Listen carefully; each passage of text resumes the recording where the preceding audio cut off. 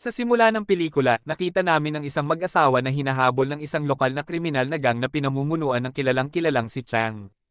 Pumunta sila sa kakahuyan at nagpa siyang magtago sa likod ng mga puno. Gayunpaman, napatunayang walang saysay ang kanilang mga pagsisikap dahil madaling mahanap sila ng mga gangster. Bilang resulta, ang mag-asawa ay marahas na sinalakay at pinatay ng 3 gangster. Sa susunod na eksena, ipinakilala tayo sa isang mag-asawang nagngangalang Yad at Buwa na naninirahan sa isang rural na baryo. Lubos silang nagmamahalan at nangakong magpakasal sa isa't isa pagdating ng panahon. Gayunpaman, ang kanilang relasyon ay nahaharap sa pagsalungat ng pamilya ni Yad dahil si Buwa ay isang mute na babae. Komplikado din ang background ng kanyang pamilya dahil iniwan sila ng kanyang ama para sa ibang babae. Gayunpaman, nananatiling hindi napipigilan si Yad sa mga sitwasyong ito at desidido siya sa kanyang pagnanais na pakasalan si Buwa. Sa isang partikular na araw, sina Yad at Buwa ay nasa tabi ng ilog na kumukuha ng mga alimango para sa kanilang pagkain. Habang pauwi na may dalang balde na puno ng pagkain, isang grupo ng mga lokal na manggugulo ang hindi inaasahang nagbato kay Buwa at tumakas. Nagdudulot ito ng pagdugo ng inosenteng babae, kaya mabilis siyang inihatid ni Yad pauwi. Pagdating doon, ginagamot ng ina ni Buwa ang kanyang mga sugat at hiniling sa kanya na magpahinga ng ilang oras. Pagkatapos nito, nakipag-usap siya kay Yad tungkol sa relasyon nila ni Buwa. Pinayuhan niya itong huwag nang makipagkita kay Buwa at sinabing karapat-dapat siya ng mas mabuting asawa at mas mabuting biyenan. Gayunpaman, matatag na iginiit ni Yad na hindi niya pinapansin ang mga opinyon ng mga taga-nayon at ang pagmamahal niya kay Buwa ay higit pa sa lahat ng iba pang pagsasaalang-alang.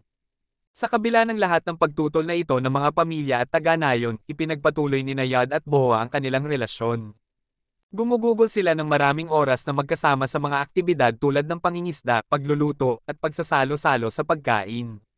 Si Chang at dalawa sa kanyang mga kasama ay naninirahan din sa loob ng parehong nayon.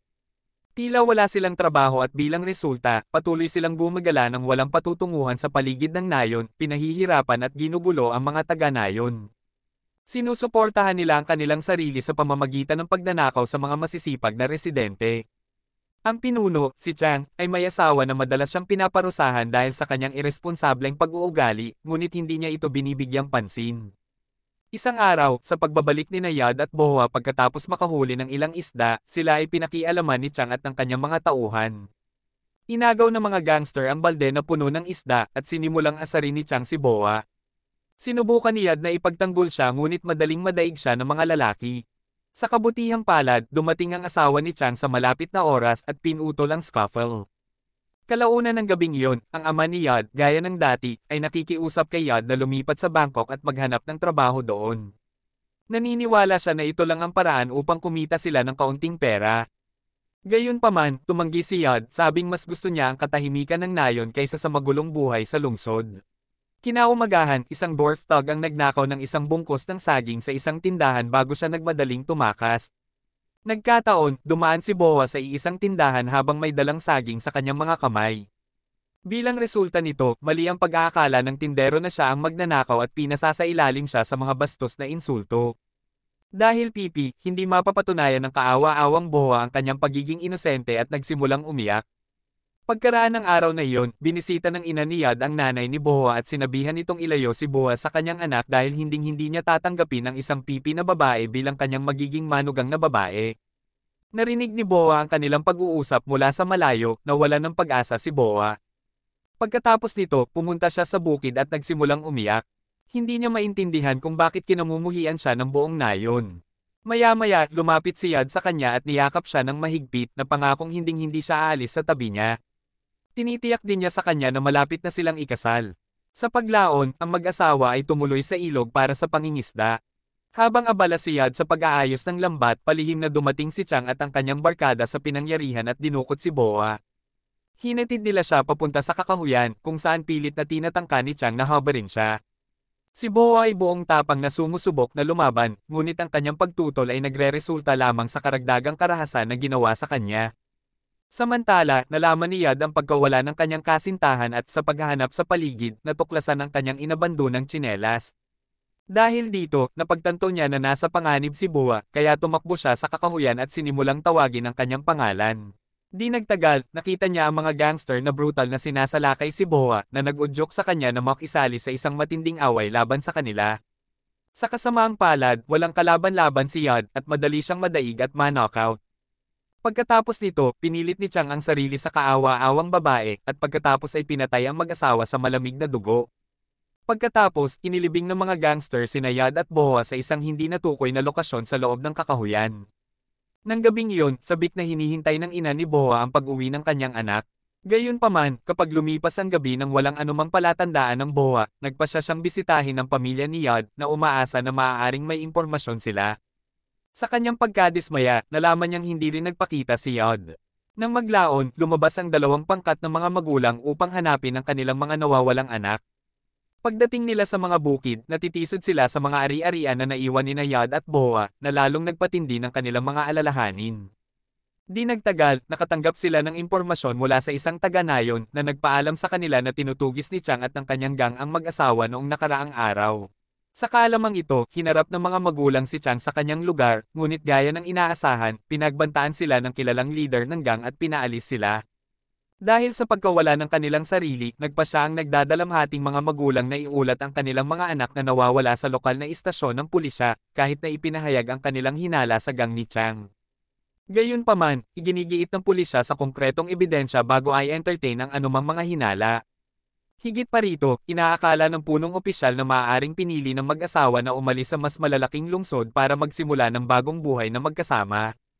Sa susunod na eksena, ipinakilala kami sa isang miyembro ng gang ni Chang, si Lek. Nag-iisa siyang gumagala sa kakahuyan, nabibigatan ng kasalanan at hindi makatakas sa bigat ng kanilang mga karumal-dumal na aksyon. Di nagtagal, nilapitan siya ni Chang at isa pang miyembro ng gang na nagngangalang Fet, nagtatanong kung ayos lang siya. Inamin ni Lek na para siyang baliw sa mga araw na ito at nagmumungkahi pang ang isuko ang sarili. Nang marinig ito, inilabas ng galit na si Chang ang kanyang baril at itinutok ito kay Lek. Sinabi niya na babarilin niya siya ng patay kapag nalaman ng pulis ang kanilang mga ginawa.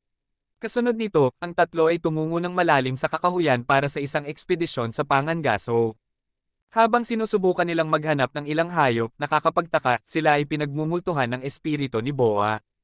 Pinipilit nitong tumakas sa mga gangster mula sa kakahuyan sa lalong madaling panahon. Nang gabi ring iyon, nakita silang nag-e-enjoy kasama ang ilang mga babae, nagpapakasasa sa mga inumin at narcotics. Sa gitna ng kanilang mga aktibidad, nagdadahilan si Lek na mag-leak. Habang sinisimulan niya ang proseso, hindi inaasahang napansin niya ang isang batang babae na nakasuot ng puti na nakahandusay sa lupa. Dahan-dahang nilapitan siya ni Lek at tinalikuran, nalaman lang na si Boa yon. Kinikilabutan siya kaya mabilis siyang umatras sa kanyang mga kaibigan. Matapos tapusin ang kanilang pagtitipon, bumalik ang mga gangster sa kani-kanilang mga bahay na sinasalot lamang ng mga nakakatakot na pangitain ni Boa. Si Lek, sa partikular, ay pumunta sa kanyang kama ngunit patuloy na nakikita ang espiritual na anyo ni Boa na tila malapit nang salakayin siya. Ang bangungot na pagsubok na ito ay nag-aalis sa kanya ng tulog sa buong gabi. Sa umaga, nagtapat si Lek kay Fet na ibinahagi ang mga nakakatakot na karanasang naranasan niya. Sa kanyang sorpresa, inihayag ni Fet na nakatagpo rin siya ng mga katulad na pangitain. Iminungkahi ni Lek na umalis sila sa nayon at maghanap ng trabaho sa malalaking lungsod. Tinukoy din niya na mapapahamak sila kapag nalaman ng mga taga-nayon ng kanilang mga karumal-dumal na gawain. Gayunpaman, hinihimok ni Fet ang praktikal na pag-iisip na nagsasabing magiging imposible para sa mga taong tulad nila na makahanap ng trabaho. Pagkatapos, muling makikita ang tatlo sa kagubatan na nakikibahagi sa mga aktibidad sa pangangaso. Sa pagkakataong ito, tumindi ang mga pangitain ni Lek tungkol kay Boa na nag-udyok sa kanya na tumakas para sa kanyang buhay. Habang tumatakas, bigla siyang hinampas ng malakas na sanga sa ulo na nagresulta sa kanyang kamatayan. Nang maglaon ng gabing iyon, si Fet ay naging biktima rin ng walang humpay na bangungot na nag-aalis sa kanya ng tulog. Naghahanap ng aliw, pumunta siya sa banyo para magpaka-refresh para madala lang ng espiritu ni Yod. Sa takot na mapatay din siya, bumisita si Fet sa isang kalapit na templo kinaumagahan at nag-alay ng mga panalangin para sa kanyang pangangalaga. Pagkatapos nito, nakipagpulong siya kay Chang at nagpa siyang ipagtapat ang kanilang kagalingan sa mga taga-nayon. Ngunit muli, nagalit ang pinuno ng gang at sinuntok si Fet sa mukha na inuutusan siyang manahimik. Nang igiit pa rin ang huli, binatukan siya ng masama ni Chang. Nang gabing iyon, tiniis ni Chang ang isang nakakapangilabot na panaginip kung saan nakagapos siya sa kanyang kama, pinahihirapan ng mga multo ni Yod at Boa, na lumalapit sa kanya ng may pananakot gamit ang palakol. Nang sumunod na araw, habang nangingisda si Fet sa isang kalapit na ilog, nagulat siya sa isang nakakatakot na tunog. Lamingga-lingga siya sa paligid ngunit wala siyang makitang tao. Biglang, isang tilamsik sa tubig ang lalong nagpagulat sa kanya. Sa takot, sinubukan ni Fet na tumakas ngunit nahuli siya ng isang tao mula sa likuran at puwersahang nilubog sa ilalim ng tubig. Ang kapaspalad na pagkamatay ni Lek at Fet ay nagdulot ng pag-aalala sa ama ni Chang, kaya hinihimok niya si Chang na aminin ang kanyang masasamang gawa na nagbabala sa kanya ng isang katulad na kapalaran kung hindi niya ito gagawin. Gayunpaman, tumangging kilalanin ni Chang ang anumang pagkakamali, sa takot na makukulong siya. Lingid sa kaalaman ni Chang, ang mapaghiganting espiritu ni Yad at Boa ay lumalapit sa kanya. Sa gabi, natutulog si Chang sa tabi ng kanyang asawa nang makarinig siya ng tunog mula sa kusina. Nagulat, ginaisang niya ang kanyang asawa, nagtatanong kung narinig din nito ang tunog. Gayunpaman, pinagalitan niya ito dahil sa pag-istorbo sa kanyang pagtulog at bumalik sa kama. Hindi nagtagal, narinig muli ni Chang ang parehong mga tunog na nagdulot ng takot sa kanyang kalooban. Bumangon siya para buksan ang mga ilaw, para lang matuklasan na ang tube light ay hindi gumagana. Dahil sa takot sa dilim, sinubukan niyang magsindi ng kandila, ngunit ito ay misteryosong pumapatay mismo. Sa sandaling iyon, ang diwa ni Boa ay naganap sa kanyang harapan na tinatakot ang kanyang buhay. Bilang tugon, dali-daling kumuha ng kutsilyo si Chang at paulit-ulit na sinaksak ang multo. Gayunpaman, napagtanto niya sa lalong madaling panahon na sinaksak niya ang sarili niyang asawa na nagresulta sa pagkamatay nito. Hindi makapaniwala si Chang sa kanyang ginawa at nagsimulang umiyak na parang sanggol. Sa sandaling iyon, isang hindi kilalang figura ang lumitaw sa kanyang likuran at nawalan ng malay. Pagkaraan ng ilang sandali, nabawi ni Chang ang kanyang katinoan at nalaman niyang pinigilan ang kanyang sarili. Sa kanyang pagtataka, lumitaw sa harap niya sina Yad at Boa na parehong tila buhay. Dito, sa wakas ay nabunyag ang katotohanan, ilang sandali matapos mailibing ng mga gangster ang mag-asawa, bumuhos ang ulan na naging dahilan upang mabawi ang kanilang malay mula sa kanilang walang buhay na estado. Pagkatapos, sa kabila ng kanilang mga pinsala, kahit papaano ay nagawa nilang palayain ang kanilang mga sarili mula sa nakasisindak na putik. Sa pagsuporta sa isa't isa, ginamo nila ang kanilang mga sugat at sumilong sa kagubatan sa loob ng ilang araw. Dahan-dahan ngunit tiyak, gumaling sila na pinalakas ng hindi natitinag na determinasyon na maghayganti para sa masasamang gawaing ginawa laban sa kanila. Sa paniniwalang kakailanganin ng kasamaan upang sirain ang kasamaan, sinimulan nilang multuhin ang mga nagpapahirap sa kanila hanggang sa pinakamalubhang posible at pagkatapos ay pinatay sila ng sunod-sunod. Nang marinig ang kanilang paghahayag, nagsumamo si Chang para sa kanyang buhay, nakahawig ng pakiusap na minsang binigkas ni Boa noong nakaraan. Gayunpaman, dahil ang mga talahan na yan ay nabaling na ngayon sa pabor ng mag-asawa, hindi nila pinapansin ang kanyang mga pakiusap at tinapos siya, sa wakas ay nakumpleto ang kanilang paghihiganti. Maraming salamat po sa inyong panunood. Kung nagustuhan nyo ang aming video, please subscribe sa aming channel. Maraming salamat po.